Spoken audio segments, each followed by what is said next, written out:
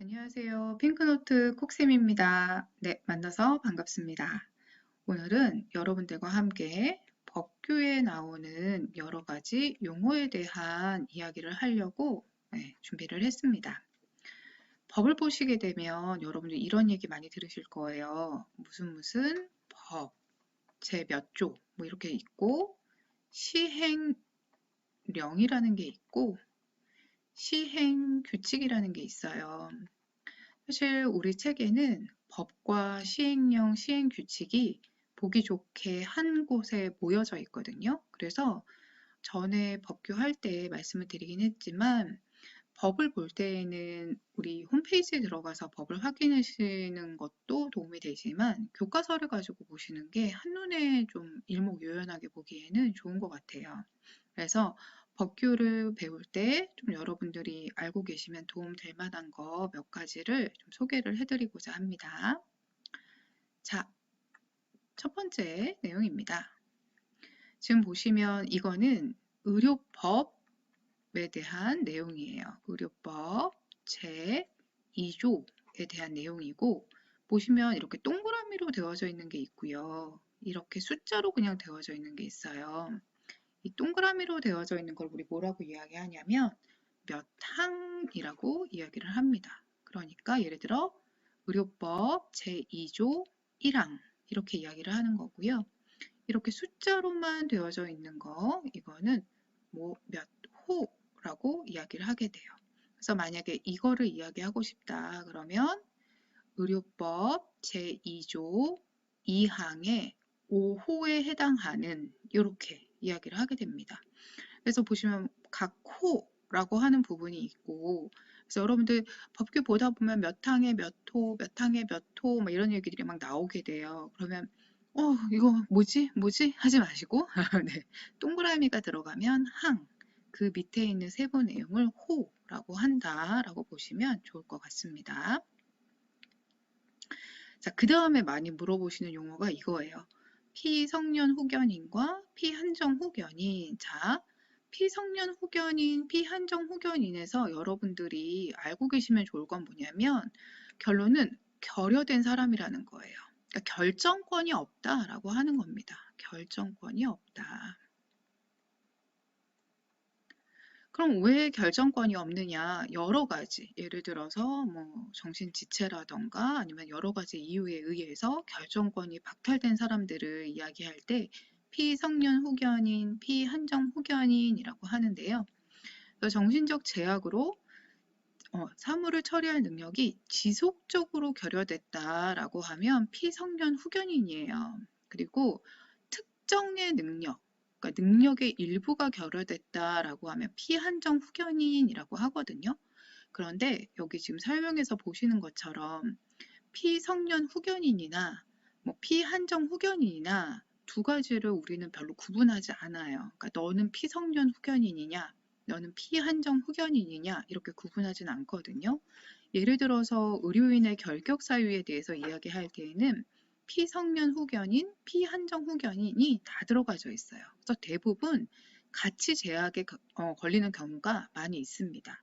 하지만 피한정 후견인 같은 경우에는 능력의 일부가 결여가 되는 거기 때문에 권한이 있는 것도 있어요. 그래서 물론 차이가 있기도 하지만 우리가 법을 볼 때에는 이 두 가지를 굳이 구분해서 너는 피성년이냐 너는 피한정이냐 이렇게 구분할 필요는 없는 것 같고요. 자, 그 다음에 진단서를 떼거나 할 때 직계 존속, 직계 비속 이런 이야기가 많이 나오죠. 자, 그러면 존속이다라고 하는 건 나를 기준으로 윗세대를 이야기를 하게 돼요. 그러니까 부모, 조부모 이런 것들을 이야기하게 되고 비속이다라고 하는 건 나를 기준으로 아랫세대, 자녀, 손자 이렇게 됩니다. 그래서 우리가 뭐 예를 들어서 진단서를 뗀다라고 하면 환자 본인이 떼는 게 좋지만 그게 안 된다면 직계 존속, 그게 안 된다면 직계 비속, 그게 안 된다면 배우자, 배우자도 안 된다면 배우자의 직계 존속, 그것도 안 된다면 환자의 형제 자매, 뭐 이런 이야기들이 나와져 있죠. 그래서 존속, 비속이라고 하는 단어들도 많이 사용하니까 이게 어떤 의미인지를 알고 계시면 좋을 것 같아요. 자, 그 다음에 많이 헷갈려 하시는 거. 요 파일이 아니죠? 요거예요. 시도지사라고 하는 게 있고, 시장군수구청장이라는 게 있어요. 이거 되게 헷갈려 하시더라고요. 간단하게 얘기하면, 시도지사가 더 윗사람이에요. 너무 간단한가요? 윗사람, 그리고 시장군수구청장은 아랫사람이에요. 좀 서열로 따지면 네, 좀 그렇긴 하지만 어쨌든 아랫사람입니다. 그래서 보시면 시도지사는 광역단체장이라고 해서 특별시론, 서울특별시가 있고 광역시로는 부산광역시, 인천광역시, 대구광역시 이런 다양한 시가 있고 특별자치시로는 세종특별자치시가 있고요. 도로는 뭐 경기도, 강원도, 충청북도 뭐 이렇게 나와져 있고 특별자치도로는 제주특별자치도라고 되어져 있어요. 그러니까 굉장히 큰 단위예요. 큰 단위의 광역단체장이라고 하는 사람은 시도지사로 들어가는 거고요. 그 하부 단위, 산하 기관의 기초자치단체장이라고 하면 시장, 군수, 구청장이에요. 그러니까 예를 들어서 시장으로는 경기도의 하남시장, 뭐 고양시장, 구리시장 이런 것들이 있고 군수로는 경기도의 가평군수, 그리고 양평군수 이런 것들이 있고요.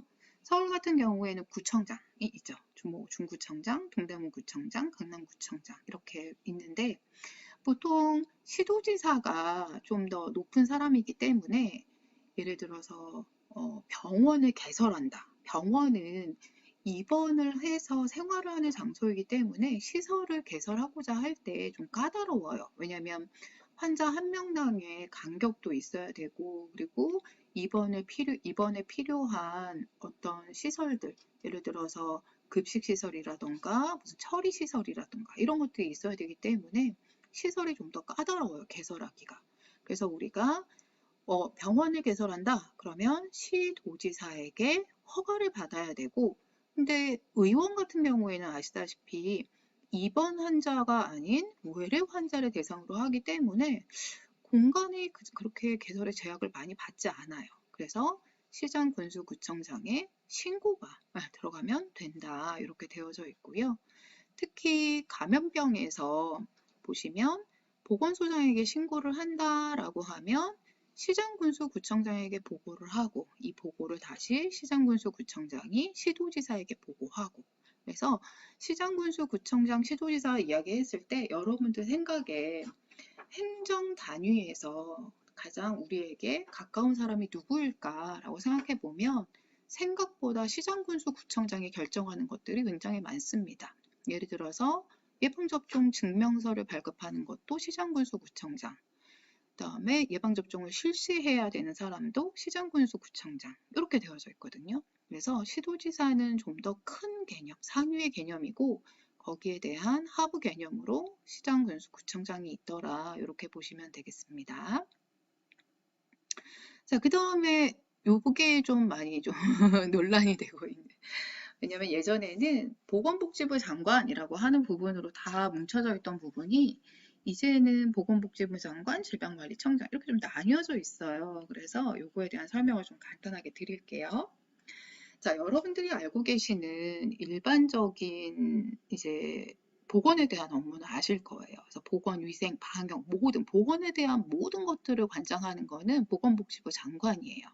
그래서 예전에 감염병 예방법이 개정되기 전에도 다 대부분 보건복지부 장관 산하에서 모든 것들이 다 끝났어요.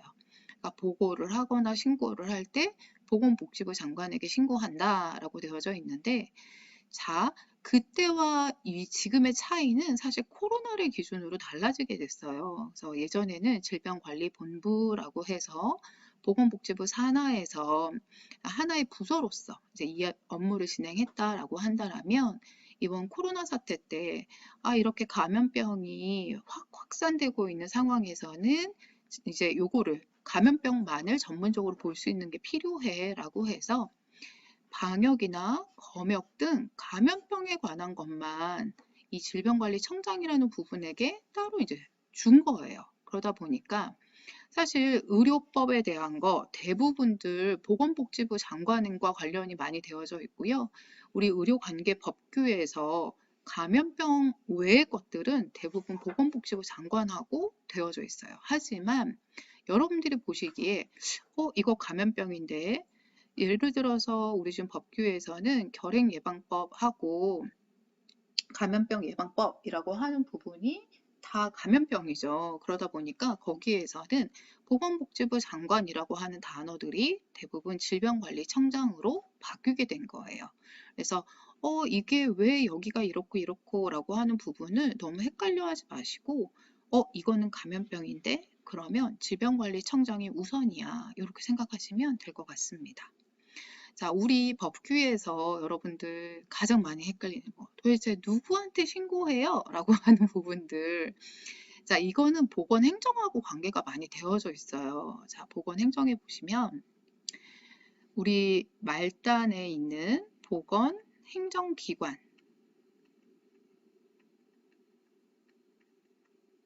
이라고 하는 곳이 보건소예요. 그쵸? 뭐 물론 보건소, 보건지소, 보건진료소 이런 것들이 있긴 한데, 보건행정기관은 누구의 자문을 받냐? 크게 두 개의 자문을 받죠.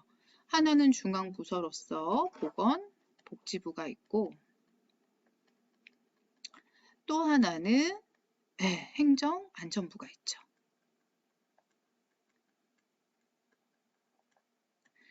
자, 보건복지부라고 하는 부분에서는 보건에 대한 것을 자문하게 되죠. 보건에 대한 자문을 보건복지부를 통해서 받고, 행정안전부에서는 인력이라던가 예산 이런 것들을 담당을 하고 있어요. 그래서 예를 들어서 저는 이렇게 말씀드려요. 이게 좀 말이 좀 그렇긴 하지만, 보건복지부 장관이 있고 질병관리청장이 있고, 그 다음에 행정안전부에서는 시도지사, 그 다음에 시장군수구청장이 있겠죠.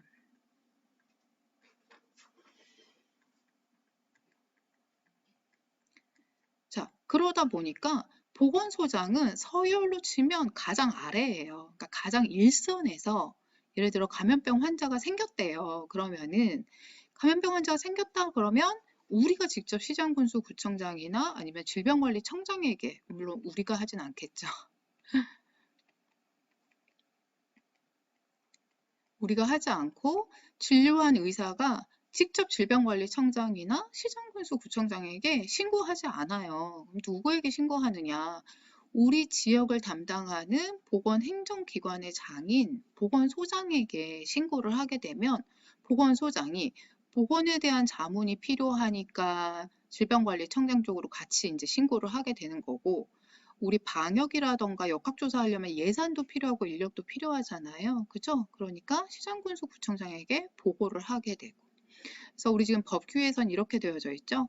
감염병 환자가 생기면 감염병 환자를 진료한 의사가 질병관리청장 그리고 보건소장에게 환자가 생겼다라는 걸 알리고, 그걸 신고라고 이야기하고, 보건소장은 이거를 시장군수구청장에게 보고, 그리고 시도지사에게 보고, 이렇게 보고가 올라가야 된다. 왜냐하면 방역이라던가 역학을 위해서는 예산과 인력이 필요하고, 이 감염병에 대한 보건적 자문을 위해서는 질병관리청장과 보건복지부 장관이 필요하기 때문에 이렇게 두 갈래로 보고가 이루어지고 신고가 이루어져야 된다라고 보시면 될 것 같아요.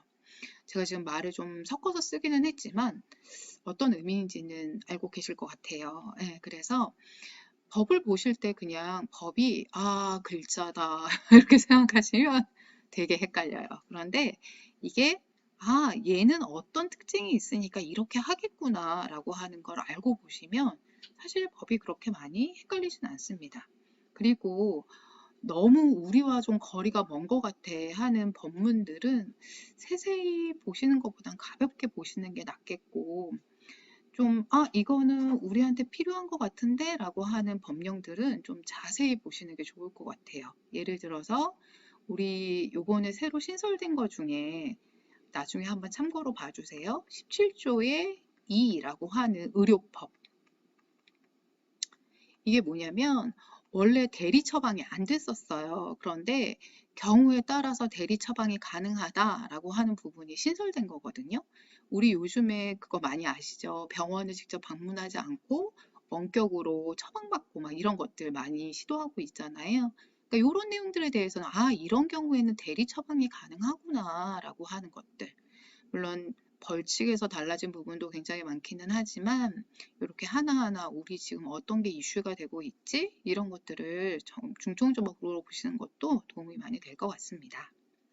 네, 그럼 오늘은 여기까지 하고요. 법규에 대한 거는 이해와 암기가 정말 필요한 부분이죠. 그리고 네, 어렵다라고 많이 느끼시기 때문에 가능한 한 쉽다라고 용기 드리고 싶은 과목이기도 합니다. 네, 여러분들 오늘도 수고 많으셨고요. 다음번에도 도움되는 내용으로 다시 찾아뵙겠습니다. 감사합니다.